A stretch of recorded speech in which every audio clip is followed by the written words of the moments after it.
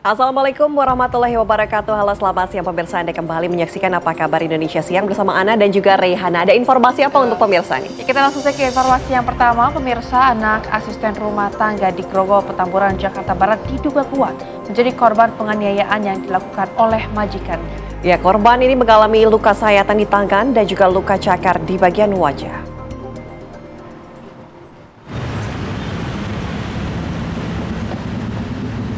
Seorang anak asisten rumah tangga di Grogol, Petamburan, Jakarta Barat mengalami luka sayatan di tangan dan luka cakar di bagian wajah.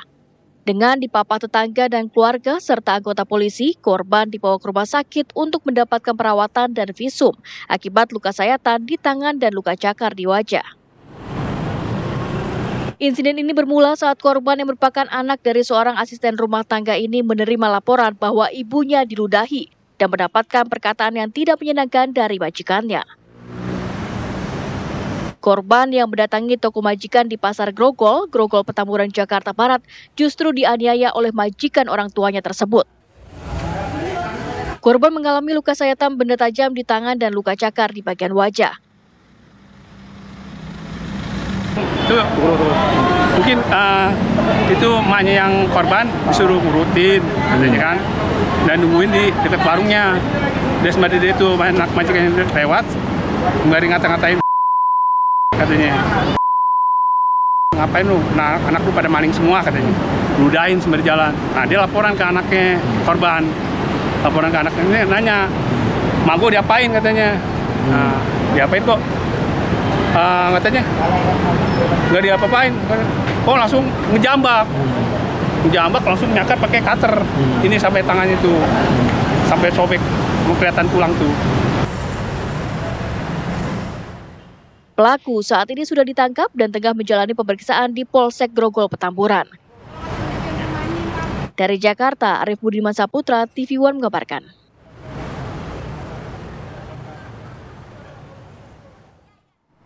Informasi lainnya untuk Anda pemirsa, ini adalah aksi perampasan dengan kekerasan terhadap seseorang yang diduga mengalami gangguan jiwa atau ODGJ viral di media sosial. Aksi tersebut terjadi di sekitar Pasar Turi, Kelurahan Pasiran, Kecamatan Singkawang Barat, Kota Singkawang, Kalimantan Barat.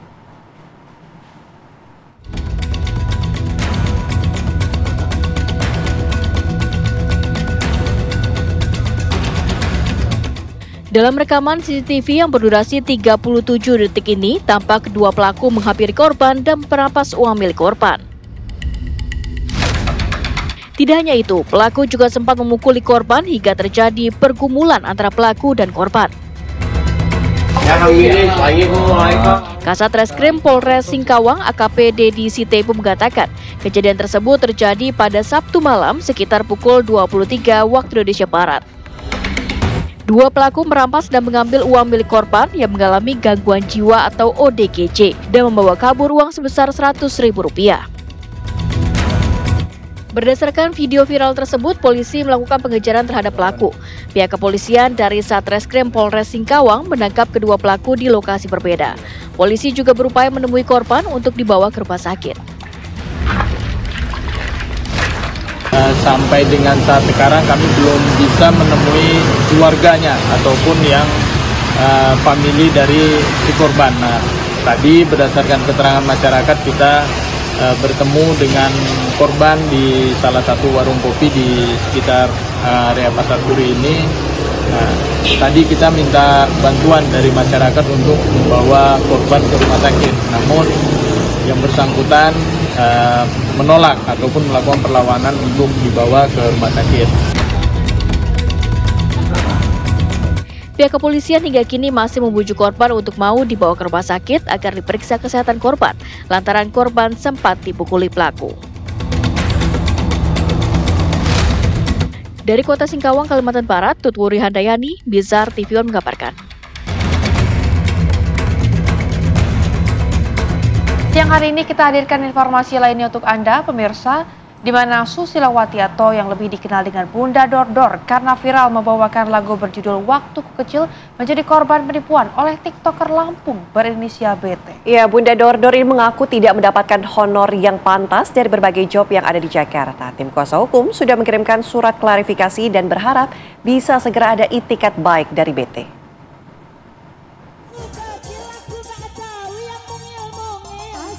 Susilawati yang lebih dikenal Bunda Dordor karena viral membawakan lagu berjudul Waktuku Kecil merasa tertipu oleh seorang TikToker Lampung karena tak mendapatkan honor yang pantas selama tampil di berbagai acara televisi di Jakarta.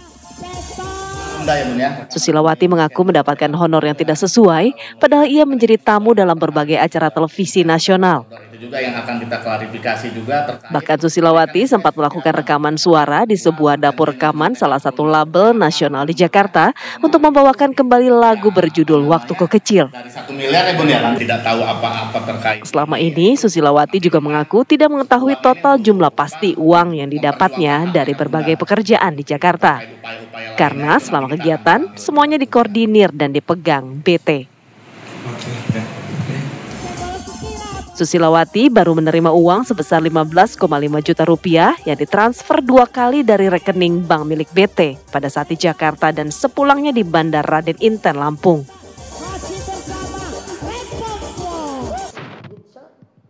Menyikapi hal tersebut, Susilawati kemudian memberikan surat kuasa kepada kantor hukum RC Law Office Advocate dan Loket Konsultan untuk membantu agar hak-haknya bisa segera dikembalikan. Tim kuasa hukum telah mengirimkan surat pemanggilan dan klarifikasi kepada BT karena pihaknya ingin mendengarkan penjelasan dari kedua belah pihak agar semuanya bisa segera terselesaikan. Sekian 13.900.000 ini. Gimana kalau punya Bunda 10? Yang ini.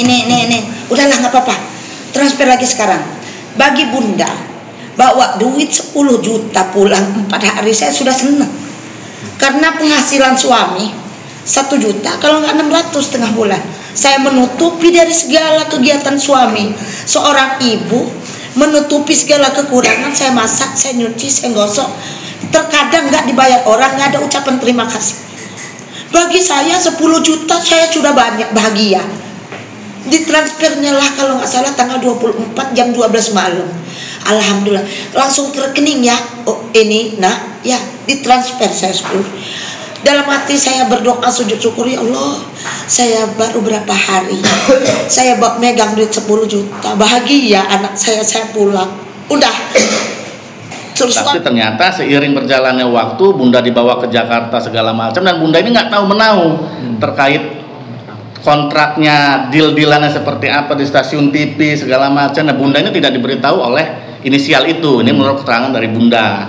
Jadi dari Bunda setelah kegiatan-kegiatan itu sudah berjalan, sudah selesai, ya Bunda menerimalah. Emang ada penerimaan nominal, tapi yang menurut Bunda dan keluarga kok tidak sesuai dengan apa yang sudah dikerjakan Bunda di Jakarta gitu loh. Jadi ya kita ini hanya ingin menuntut klarifikasi dan ya kita yang pengen lihat bagaimana nih cerita sebenarnya, karena Bunda dan keluarganya tidak tahu menahu terkait kontrak nominal segala macam itu nggak tahu gitu loh. Makanya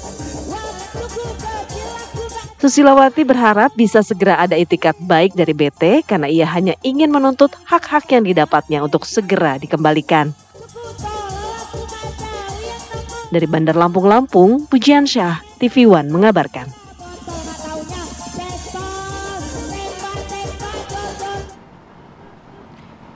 Ya pemirsa, seorang ibu di Batam diduga menganiaya balita. Informasi selengkapnya akan kami hadirkan di Apa Kabar Indonesia. Sesaat lagi. Ayo udah depan mata. Miris, sebuah video memperlihatkan penganiayaan yang dialami seorang bocah laki-laki menjadi viral di media sosial. Dalam video ini, balita ini mengalami lebam di bagian mata sebelah kanan, kepala dan berdarah di bagian bibir akibat penganiayaan yang dialaminya. Pada awal video, korban tampak digendong oleh seorang wanita yang disinyalir sebagai tetangga korban. Tampak juga seorang wanita lain yang mengenai hijab tengah ditanyai terkait luka yang dialami oleh korban. Wanita itu adalah ibu kandung korban. Usai viralnya video itu, orang tua balita pun dibawa ke Polsek Sagulung, Kota Batam. Dari pemeriksaan yang dilakukan penyidik Reskrim Polres Sagulung, pelaku yang merupakan ibu korban memiliki keterbelakangan mental, serta mengalami emosi sesaat saat menganiaya anaknya. Namun polisi masih tetap mendalami kasus tersebut. Ternyata diduga RH selaku ibu kandung melakukan kekerasan terhadap anak di bawah umur.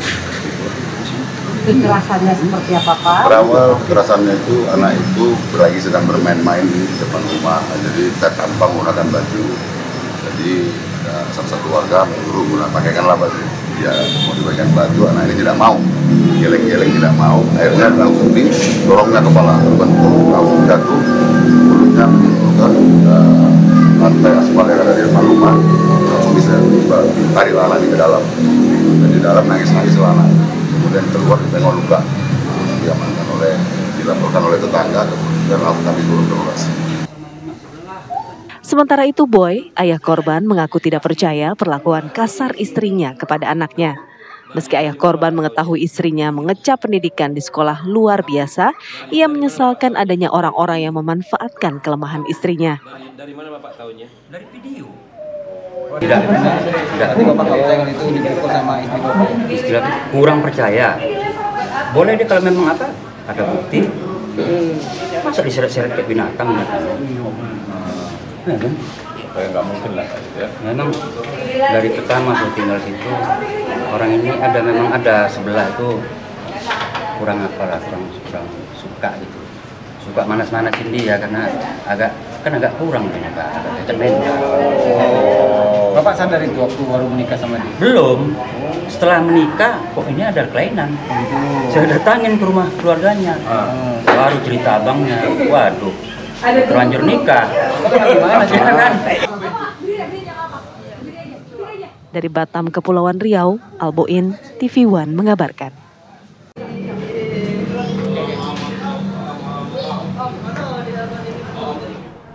Pemirsa, kami ajak Anda langsung bergabung bersama dengan Bapak Boy yang merupakan ayah dari korban sekaligus suami dari pelaku. Selamat siang Pak Boy.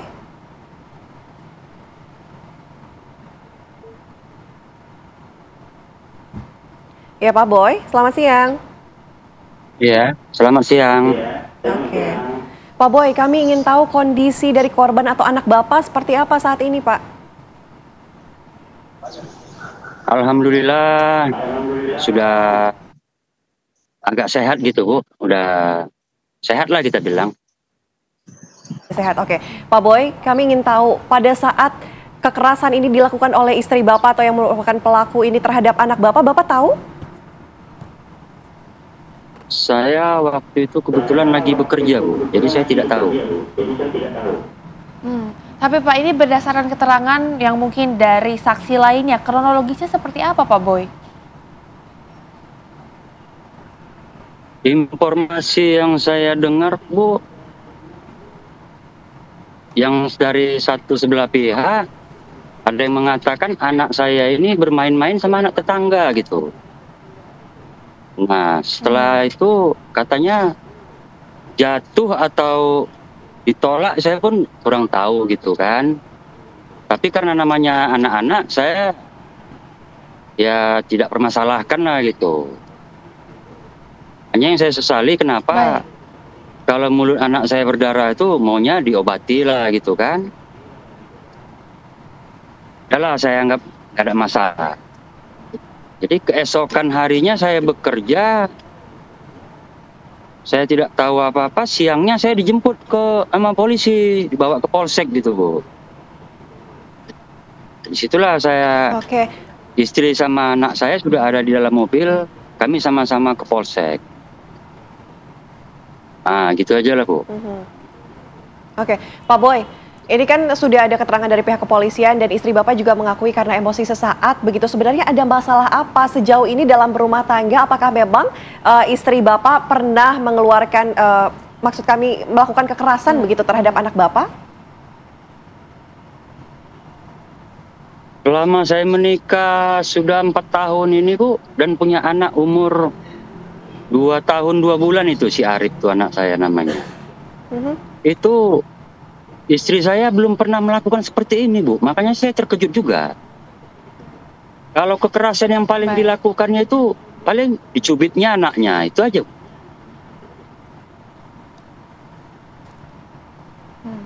Baik, Pak Boy, ini kami juga sempat mendapatkan informasi kalau istri Bapak ini ada keterbelakangan mental begitu ya, atau emosional yang begitu tinggi. Ini seperti apa Pak Boy? Mungkin bisa dijelaskan? Benarkah seperti itu Pak?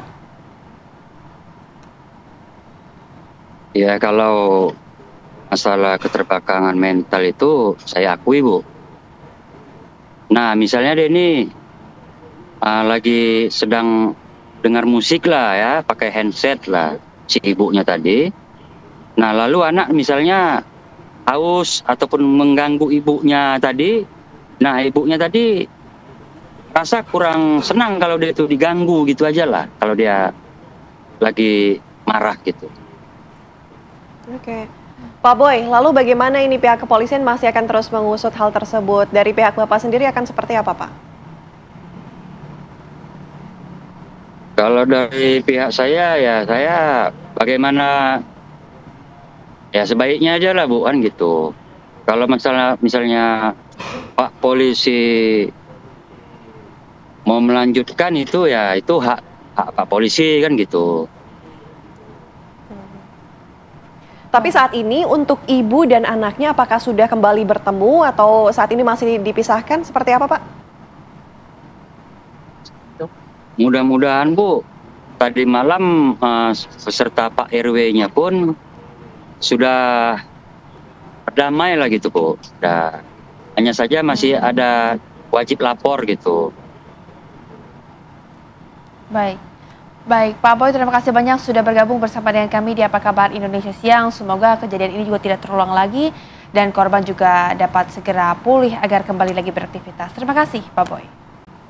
Ada kembali di Apa Kabar Indonesia Siang, pemirsa. 3 polisi diserang bandar narkoba saat penggerebekan di Lahat, Sumatera Selatan. Ya, seorang di antaranya meninggal dunia akibat luka senjata tajam.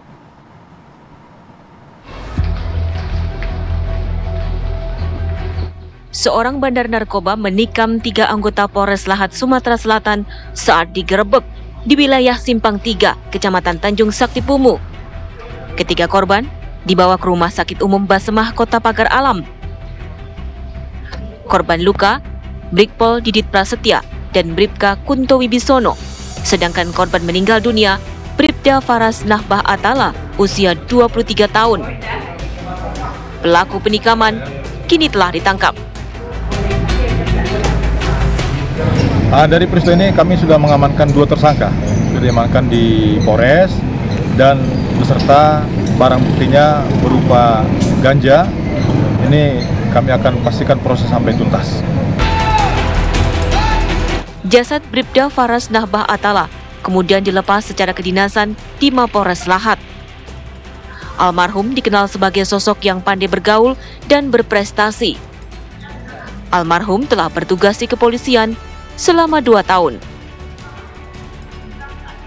Usai upacara pelepasan, jenazah dibawa ke rumah duka di Kelurahan Talang Kelapa, Kecamatan Alang-Alang Lebar, Kota Palembang.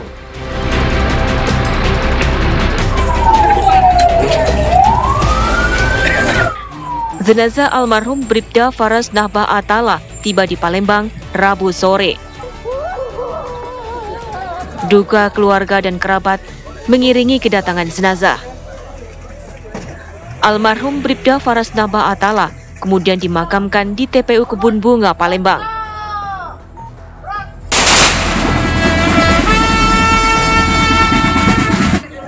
Dari Pagar Alam, Lahat dan Palembang, Sumatera Selatan, Kiki Habibi, Ahmad Yudiansyah, Samsul Rizal, TV One mengabarkan.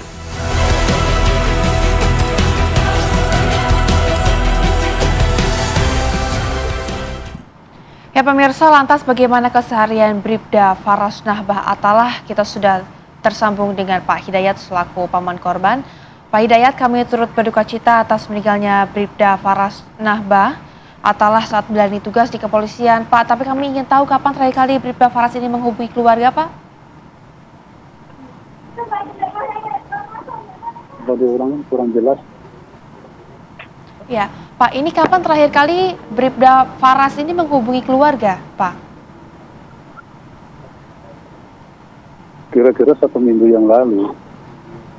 1 minggu yang lalu kebetulan beliau pulang ke Palembang dari Pasinan Daat.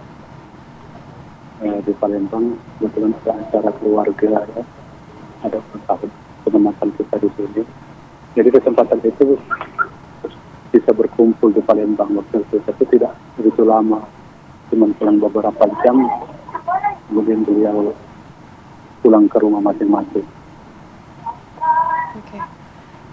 Pak Hidayat, sekali lagi kami turut berduka cita begitu ya. Tapi pihak keluarga dikabari oleh siapa Pak pada akhirnya hingga akhirnya tahu bahwa Bribda Faras ini meninggal dalam tugas? Yang pertama, ketika habis kejadian di subuh itu, Tanjung Sakti itu, anak kami itu dilarikan ke rumah sakit Pasma Pagar Alam. Kebetulan kami juga kan berasal dari sana. Atau dari daerah kan. Keluarga banyak dari sana yang langsung menuju rumah sakit sana. Itu yang mengabari kami yang berada di Palembang. Baik, Pak Hidayat, ini mungkin Anda bisa menggambarkan kepada kami semua, Pak Bribda Faras ini seperti apa sebetulnya Pak sosoknya mungkin? Ya, seperti anak biasa-biasa saja, seperti anak-anak kebanyakan. Ya, dia anak bungsu dari dua bersaudara, kakaknya perempuan, dia laki-laki satu-satunya bungsu. Termasuk salah satu yang pintar, penurut, nggak banyak ulah dia yang kalau orang Palembang bilang nggak banyak tingkah dia. Nah, seperti itu, Bang. Oke.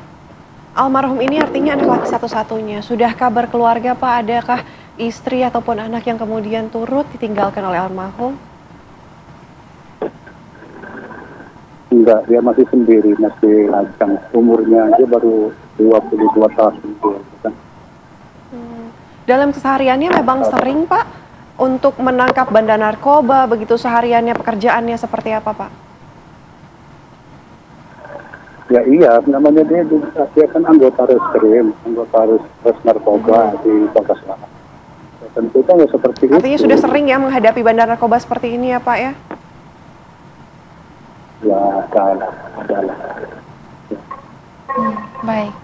Pak, ini almarhum sudah menjalani tugasnya sebagai polisi sudah berapa lama Pak? Kurang lebih 2 tahun. Oke, baik. Pak Hidayat, mungkin harapannya seperti apa ke depannya Pak? Harapan gimana nih? Harapan dari pihak keluarga begitu dengan almarhum yang sudah bertugas memenuhi tugasnya akhirnya gugur dalam tugas Pak. Ya kita mohon doa ya. Kemudian dari jajaran khusus melakukan pendapat setelah mudah-mudahan sumbangsi beliau selama dalam masa tugas dan terhitung amal ibadah. Baik, amin. Amin. Baik. Pak Hidayat, terima kasih banyak sudah bergabung bersama dengan kami dan juga bercerita mengenai keseharian dari almarhum. Pak Hidayat, terima kasih banyak. Selamat kembali beraktivitas dan sekali lagi kami ucapkan turut berduka cita. Selamat kembali beraktivitas, Pak. Selamat siang. Ya pemirsa, kami jeda kembali. Sesaat lagi masih akan hadir informasi lain untuk Anda.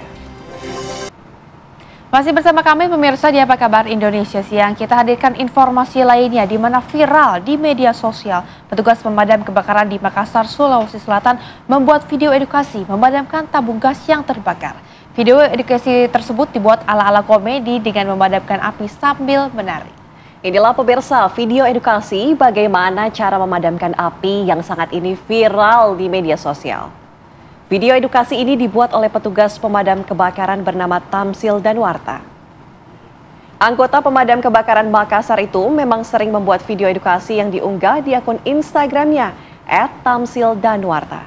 Terbaru, ia membuat video edukasi cara aman memadamkan tabung gas yang terbakar karena bocor. Caranya bukan dengan disiram air, tapi cukup menggunakan kain basah. Menariknya dalam video tersebut, Tamsil menari-nari sebelum memberikan instruksi kepada temannya untuk memadamkan api dengan handuk basah.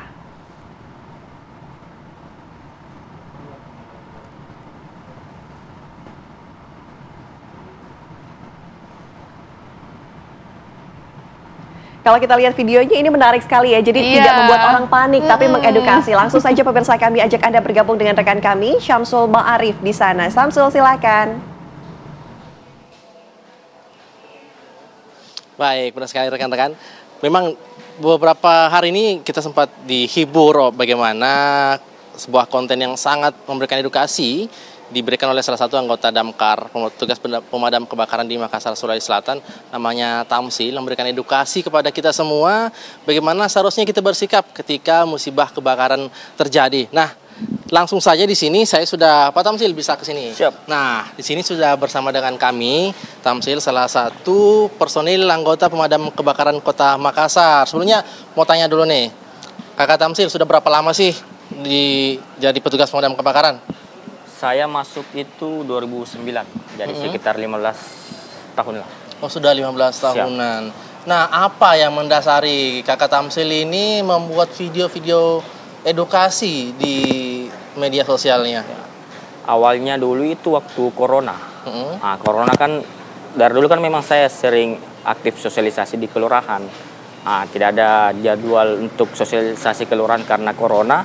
Nah, jadi kebetulan juga lagi aktif-aktifnya orang di sosmed pada saat Corona, makanya saya coba-coba buat. Nah, pas saya coba buat, rame. Nah, rata-rata komentarnya positif. Jadi saya lanjutkan sampai sekarang.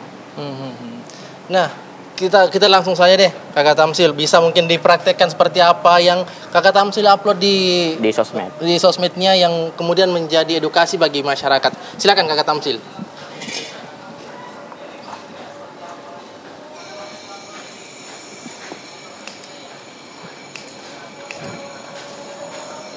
Ya, biasanya kan yang terjadi kasusnya itu kebakaran paling tinggi kalau bukan listrik atau kegiatan di rumah tangga di dapur. Nah, di dapur itu kalau bukan pancinya yang terbakar, gasnya. Nah, solusinya kita tenang, ambil kain yang tebal, kemudian dibasahi. Nah, setelah dibasahi, kita harus perhatikan safety-nya. Nah, jadi tangannya terlindungi. Kemudian ini tinggal ditutup. Ya, kemudian dirapatkan, pastikan tidak ada oksigen di sekitar apinya. Nah, kalau mau lebih aman lagi, regulatornya ini dilepas. Nah, untuk memutus benda gasnya, seperti itu, Pak. Ya, Kakak Tamsil, biasanya kan ketika utamanya ibu-ibu rumah tangga nih, ketika melihat api yang besar itu langsung panik dan bisa saja mencontoh yang Kakak Tamsil lakukan, tapi keliru. Biasanya kelirunya di bagian mana itu? Kelirinya itu karena dia lempar. Nah, itu kan kalau dilempar tidak tertutup sempurna. Nah, mungkin bisa sambil dipraktekkan. Jadi biasanya ketika panik langsung dilempar begitu saja Kakak Tamsil ya? Iya.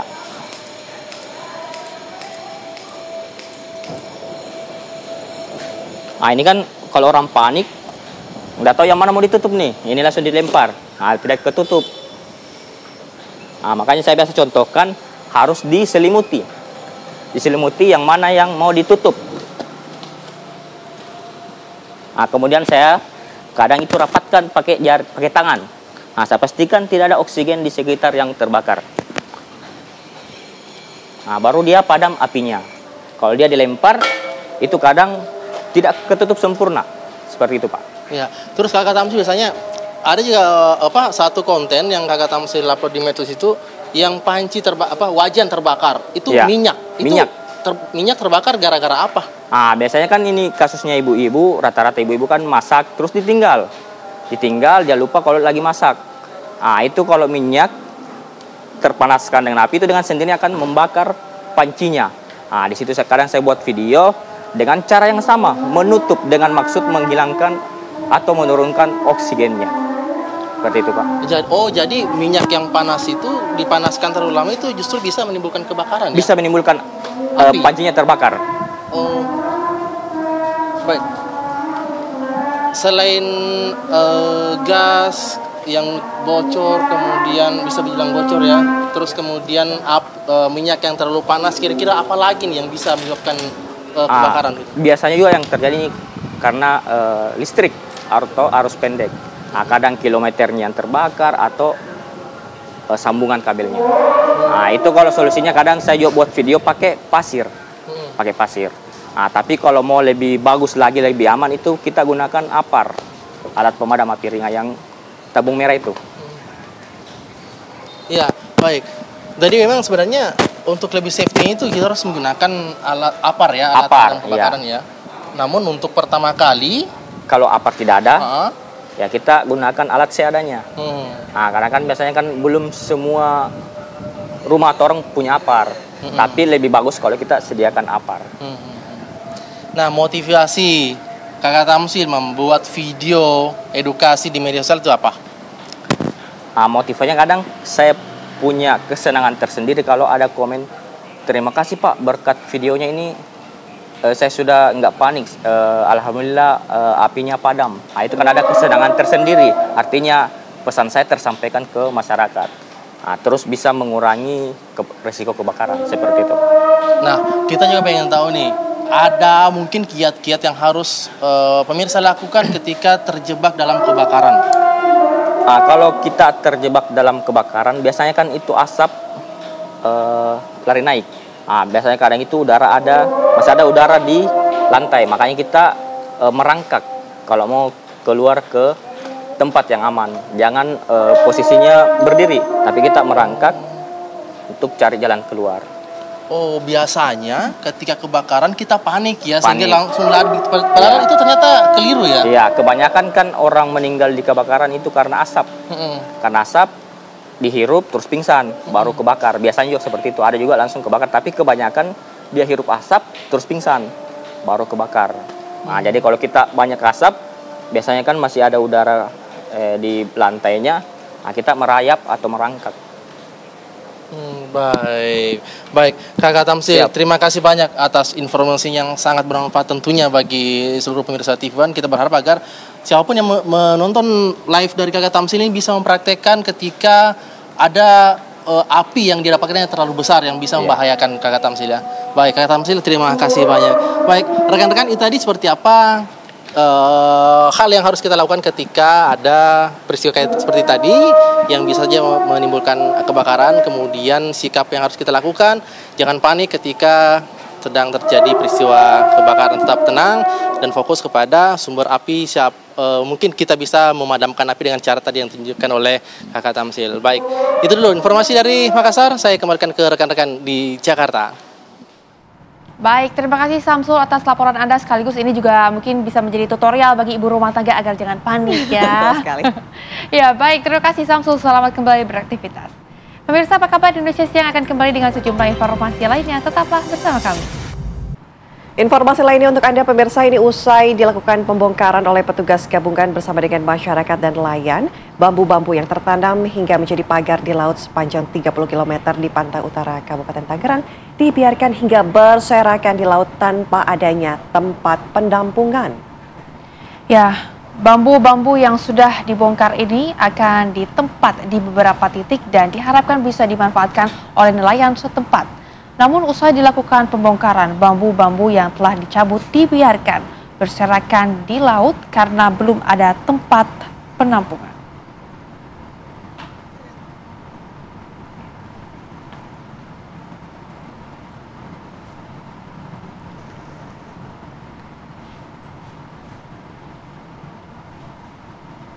Pemirsa, informasi tadi juga sekaligus menutup jumpa kita di Apa Kabar Indonesia Siang hari ini. Saya Rehana Meza dan juga rekan saya Ana Telita pamit undur diri. Terima kasih pemirsa. Sampai jumpa.